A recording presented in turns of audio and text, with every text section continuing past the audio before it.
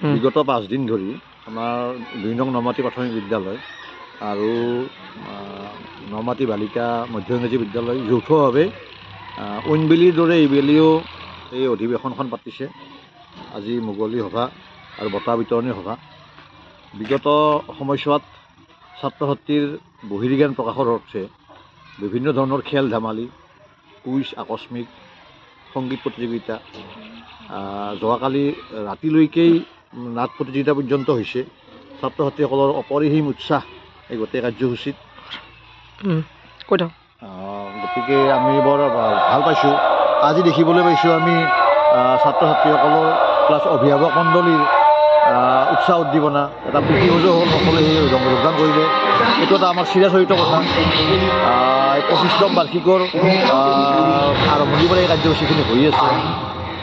সকলো অভিভাৱকে, সকলো শুভাকাংক্ষী ছাত্ৰ ছাত্ৰীয়ে আমাক সহায় সহযোগ কৰে।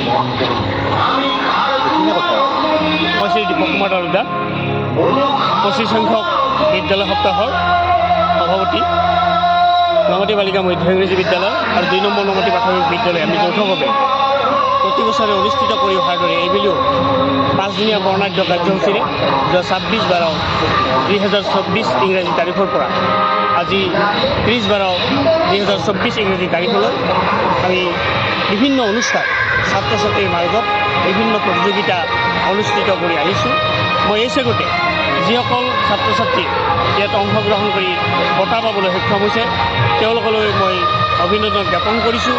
অন্যহাতে যিসকলে বঁটা পাবলৈ সক্ষম হোৱা নাই তেওঁলোকক মই পৰৱৰ্তী সময়ত উৎসাহজনকভাৱে ভগৱানৰ ওচৰত প্ৰাৰ্থনা জনাইছোঁ যাতে তেওঁলোকেও ভৱিষ্যতে এনেদৰে বিভিন্ন প্ৰতিযোগিতাত অংশগ্ৰহণ কৰি নিজৰ নিজৰ পাৰদৰ্শিতা দেখুৱাব পাৰে।